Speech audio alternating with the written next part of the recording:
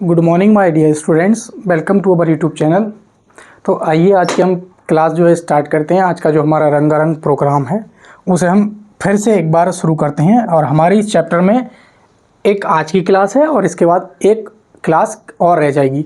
आज की क्लास बहुत छोटी रहेगी, लेकिन जो अगली क्लास होगी वो थोड़ी लंबी होगी और चैप्टर हमारा जो तरंग एवं ध्वनि वाला था वो चैप्टर ख़त्म हो जाएगा। उसके बाद हम चैप्टर नया शुरू करेंगे और नए चैप्टर का नाम होगा वैद्युतिकी। क्योंकि वैद्युतिकी से जो है फिजिक्स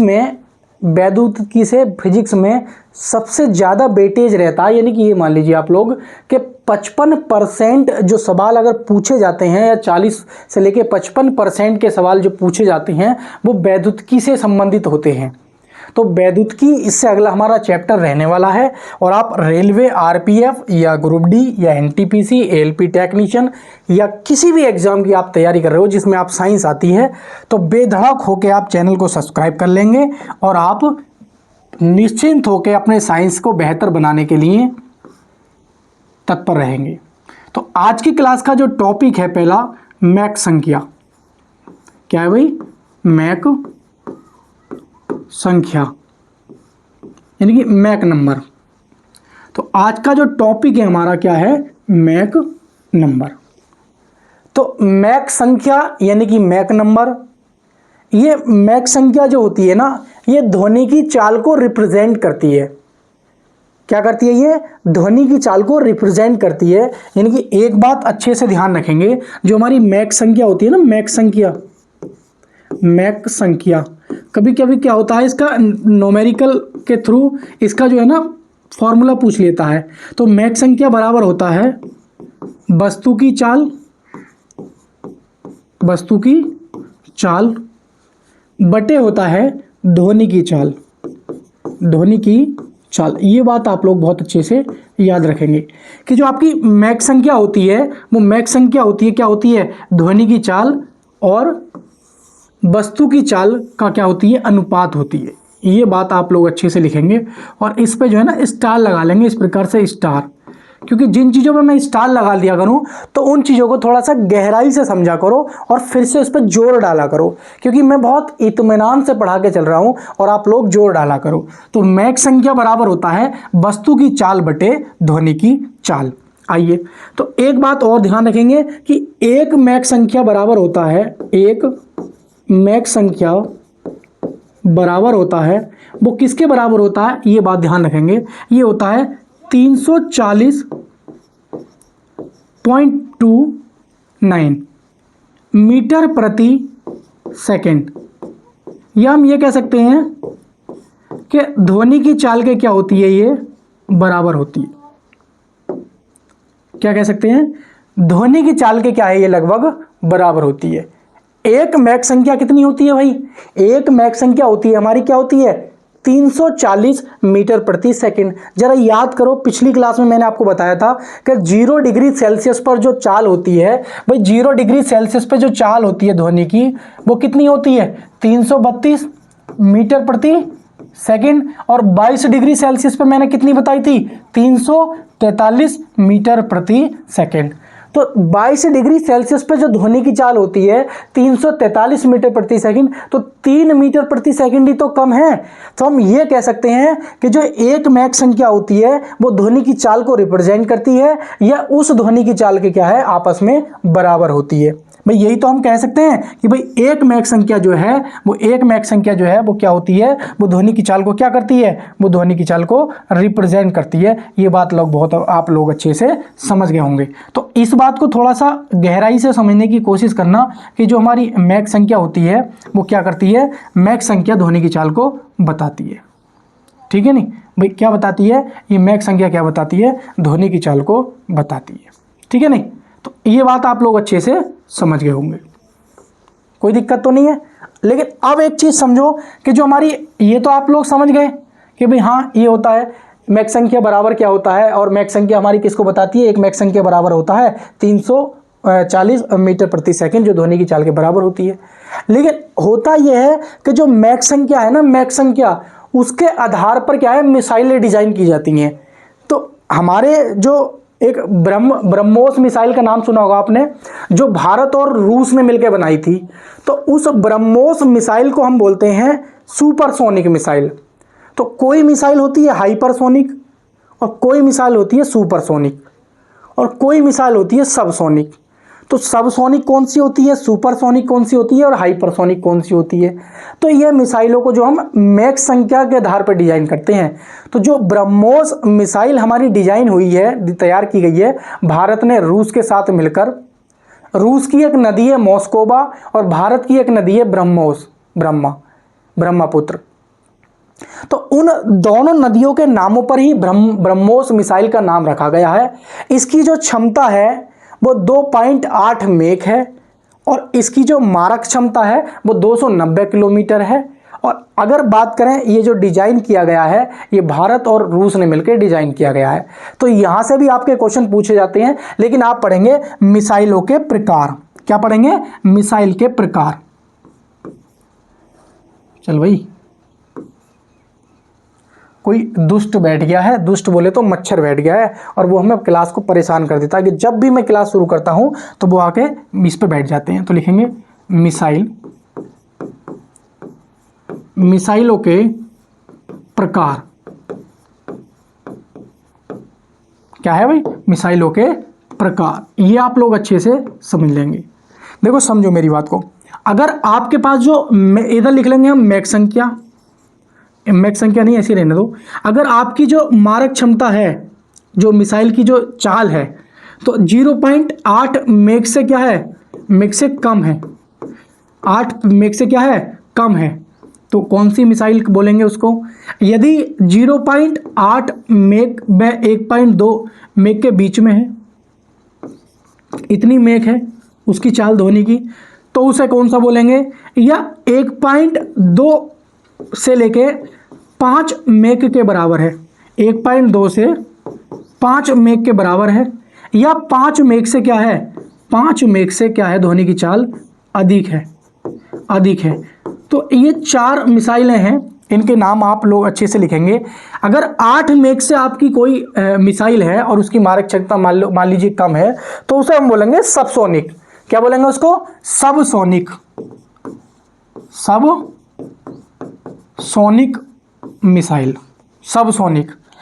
लेकिन अगर मान लीजिए 0.8 से लेके 1.2 के बीच में है, तो उसे हम बोलेंगे ट्राई, ट्राई करने वाला, ट्राइसोनिक। लेकिन अगर 1.2, ये इंपॉर्टेंट है हमारी, 1.2 से लेके 1.5 ये इंपॉर्टेंट है, और ये वाली इंपॉर्टेंट है। तो 1.2 से और 5 मैक के बीच में अगर आपकी मारक क्षमता, सॉरी ध्वनि की चाल है, या मेक संख्या में ध्वनि की चाल है, या मेक संख्या मतलब मेक, इतने मेक अगर ध्वनि की चाल दे रखी है 1.2 से 5 मेक के बीच में है, तो आप उसे बोलोगे सबसोनिक, नहीं सुपरसोनिक। क्या बोलोगे, सुपरसोनिक। क्या बोलोगे, सुपरसोनिक बोलोगे। अगर 5 मेक से अधिक है, 5 मेक से अगर अधिक है, तो 5 मेक से अधिक है तो उसे बोलोगे आप, क्या बोलोगे, हाइपर।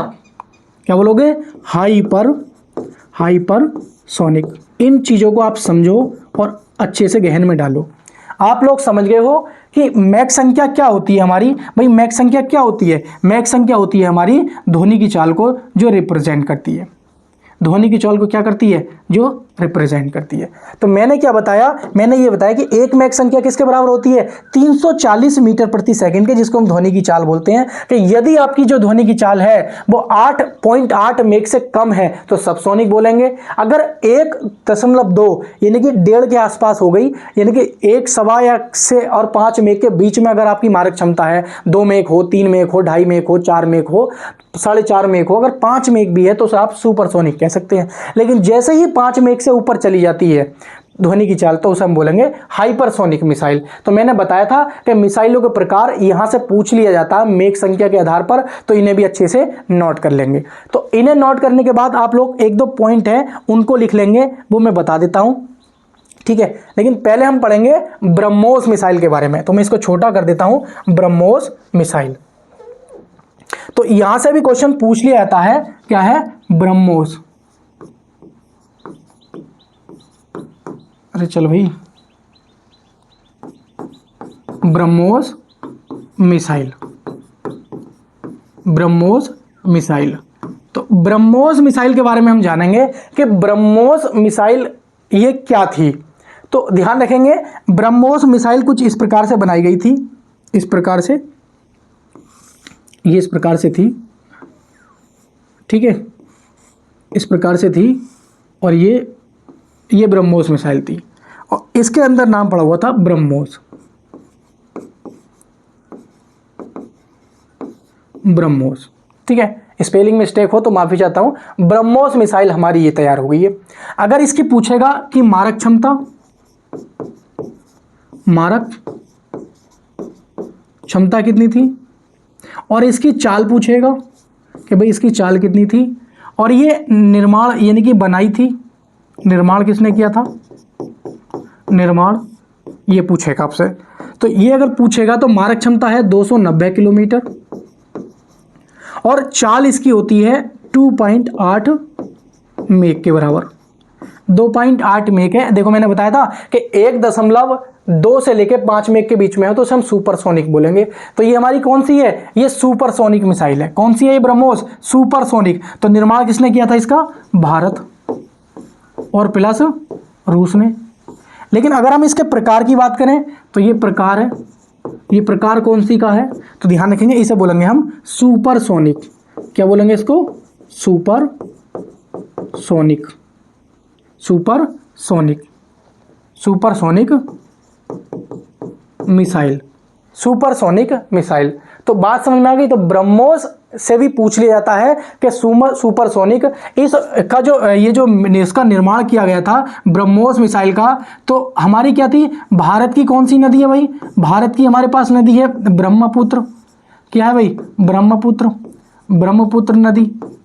और जो रूस की थी, रूस की कौन सी थी भाई, मोस्कोवा, जो मोस्कोवा नदी है रूस की।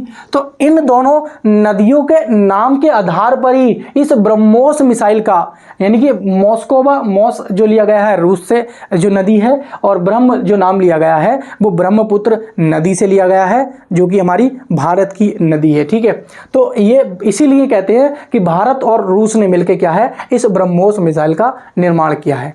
यानी कि कभी भी ध्यान रखेंगे, अगर मान लीजिए किसी ध्वनि की चाल 1 मैक संख्या से अधिक है, यानी कि ध्वनि की चाल से क्या है, अधिक है, तो वो मिसाइलें क्या कहलाती हैं, हमारी सुपरसोनिक कहलाती हैं। तो यहां पे नोट करके लिख लेना, मैं बता दे रहा हूं कि यदि किसी मिसाइल की चाल, नोट करके लिख लेंगे, नोट करके, नोट करके, और ये नोट करके लिख लेंगे आप, क्या लिखेंगे कि किसी ध्वनि की चाल लिखेंगे, किसी मिसाइल की चाल, या मान लो किसी मिसाइल की चाल, किसी मिसाइल की चाल,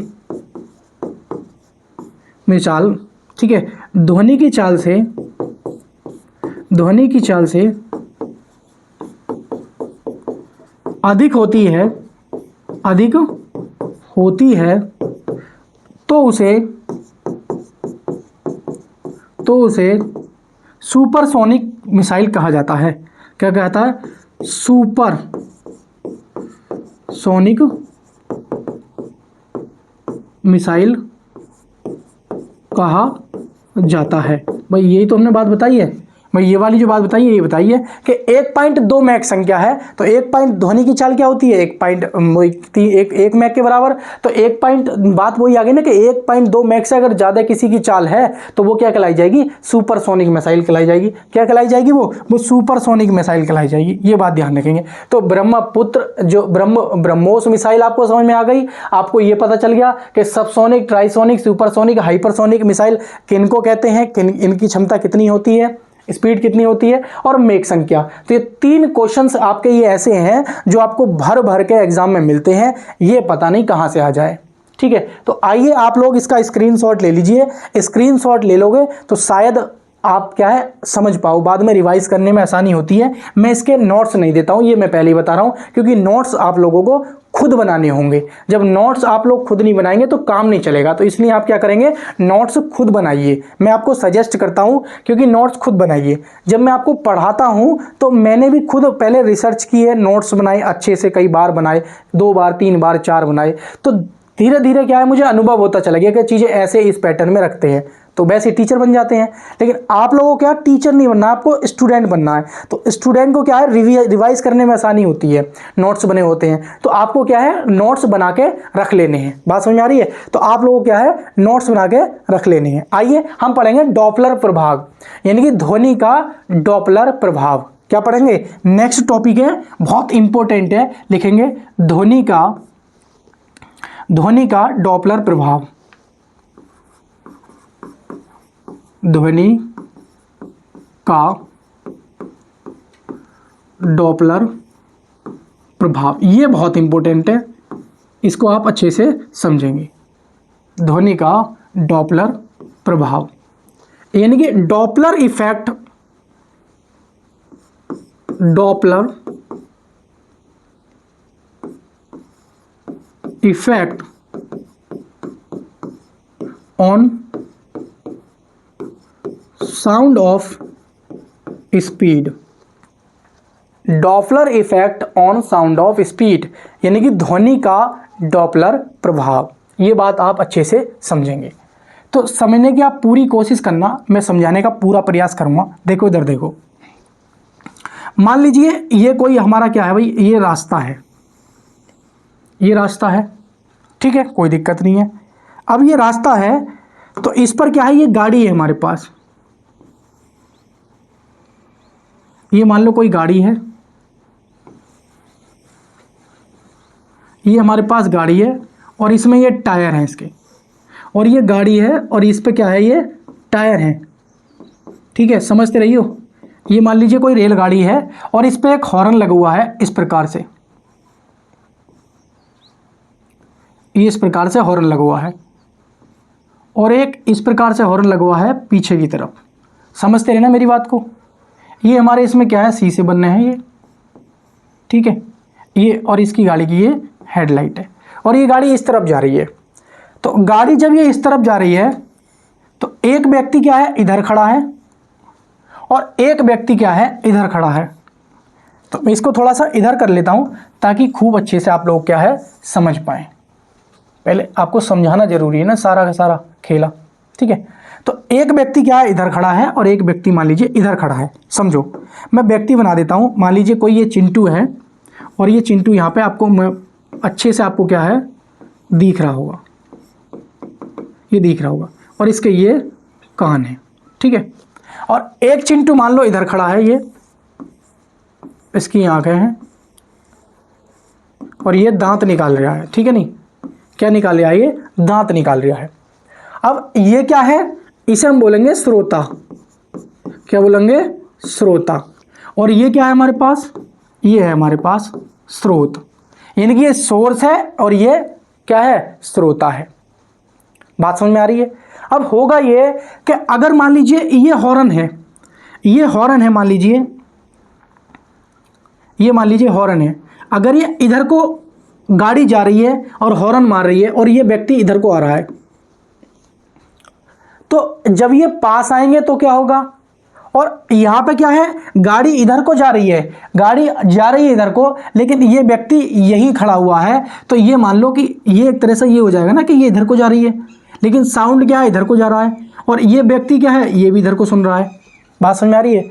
तो जब गाड़ी पास आती है, जब गाड़ी पास आती है, समझो पहले पोजीशन, इसको पहले चित्र को समझो।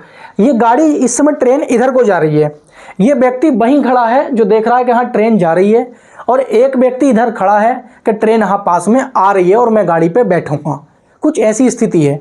तो आपको ये बताना है कि इस व्यक्ति को जो इसकी हॉर्न की आवाज़ सुनाई देगी वो कैसी सुनाई देगी, यानी कि उसकी आवृत्ति कैसी होगी, उसका तारतम्य कैसा होगा, और जो व्यक्ति पीछे खड़ा है जिससे ट्रेन दूर जा रही है उसको कैसी ध्वनि की आवृत्ति होगी और कैसा उसका तारतम्य होगा। ये बात आप लोग अच्छे से समझिए, क्योंकि ये बहुत ज़रूरी है। ये समझोगे तो तभी कुछ अच्छे से समझ में आएगा। देखो भाई, ये व्यक्ति खड़ा है, इसके पास गाड़ी आ रही है, ये हॉर्न मारती जा रही है, पों पों पों पों। तो होगा क्या, होगा यही होगा कि इसकी जो आवृत्ति होगी ना, इसकी आवृत्ति, इसकी जो फ्रिक्वेंसी होगी वो ज़्यादा प्रतीत होगी, बढ़ी हुई। और जब आवृत्ति ज़्यादा होती है तो उसका तारत्व भी कैसा होता है, उसका तारत्व भी कैसा होता है, उसका तारत्व होता है ज़्यादा। तारत्व भी क्या होता कैसा होता है, उसका ज़्यादा होता है। ये बात को आप अच्छे से समझो, यानी कि आवृत्ति उसको बढ़ी हुई प्रतीत होगी, और जब आवृत्ति बढ़ जाती है तो तारत्व कैसा होता है, बढ़ जाता है। और जब तारत्व बढ़ जाता है तो मैंने बताया था ध्वनि कम गूंजती है, और जब ध्वनि कम गूंजती है तो पतली और तीखी आवाज़ सुनाई देती है, बहुत तीखी तीखी एकदम। तो इसीलिए आपको क्या है, जब गाड़ी पास में आ रही होती है, मैंने दिखाया था कि तीखी आवाज़ सुनाई देती है, महिलाओं की होती है, मच्छरों की होती है। वो क्यों होती है, क्योंकि उनकी जो आवृत्ति होती है बहुत अधिक होती है, और जब आवृत्ति अधिक होती है तो उनका तारत्व भी क्या होता है, ज़्यादा होता है। तो तारत्व ज़्यादा होने का मतलब ये है कि उसकी जो ध्वनि की जो साउंड है वो कम गूंज रही है, और जब कम गूंज रही है तो स्पष्ट सुनाई देगी, तीखी सुनाई देगी, एकदम चटीक, एकदम टी देसी कान पे पड़ेगी। तो यही रीजन होता है कि जब आप स्टेशन पे खड़े होते हो, आप स्टेशन पे खड़े हो और गाड़ी आपकी तरफ जा रही है हॉर्न मारते हुए, तो आपको क्या है, आवृत्ति ज्यादा प्रतीत होती है और उसका तारत्म्य भी ज्यादा होता है। इसीलिए क्या है, आपको ये श्रोता को आवाज तेज सुनाई देती है। लेकिन जब दूर जा रही होती है तो क्या होता है, तब क्या होता है, आवृत्ति क्या हो जाती है, तब आवृत्ति कैसी होती है, तब आवृत्ति कैसी हो जाती है, कम होती है। और तारत्म्य भी कैसा हो जाता है, तारत्म्य भी कम होता है। तो मैं यही तो कहना चाह रहा था आपसे। मैं क्या कहना चाह रहा था, मैं आपसे ये कहना चाह रहा था फाइनली कि अगर उच्च तारत्व, ये कहेंगे उच्च आवृत्ति, उच्च आवृत्ति, उच्च आवृत्ति तो उच्च तारत्व, उच्च तारत्व। अगर निम्न आवृत्ति, निम्न आवृत्ति तो क्या बोलेंगे, निम्न तारत्व, निम्न तारत्व।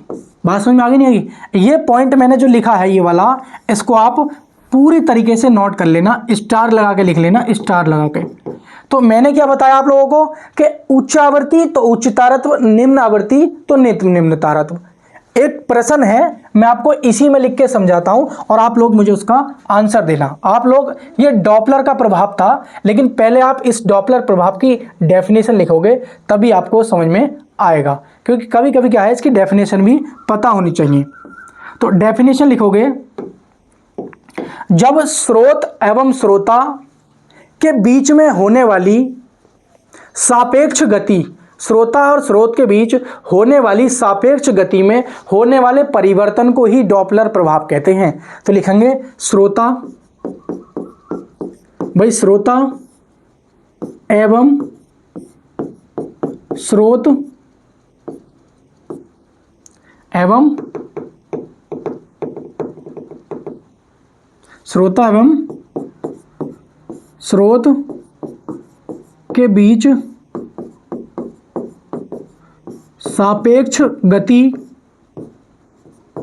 में होने वाला आभासी परिवर्तन, आभासी परिवर्तन के बीच अंतर को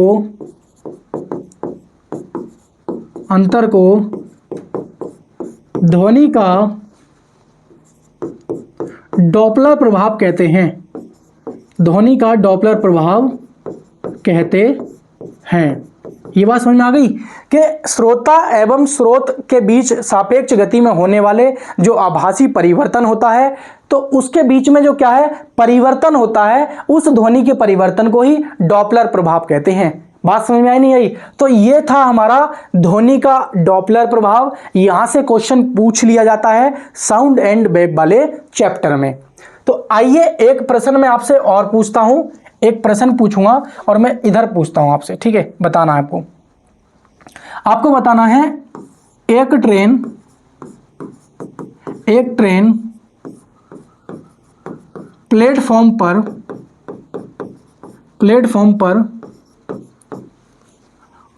आ रही है,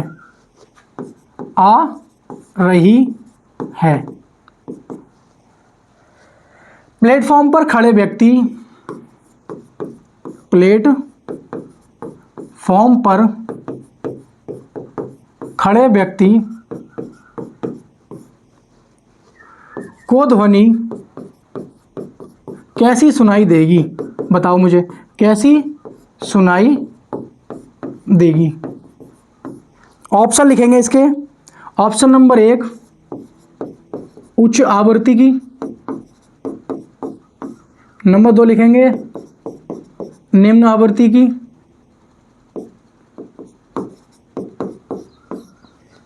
या आप बताएंगे नंबर 3 लिखेंगे उच्च आवृत्ति व उच्च तारत्व, नंबर 4 लिखेंगे निम्न आवृत्ति व निम्न तारत्व। बताओ मुझे, निम्न तारत्व समझाओ। या 5वां और लिख लो, इनमें से कोई नहीं, इनमें से कोई नहीं। भाई ये बहुत जरूरी है, इनमें से कोई नहीं।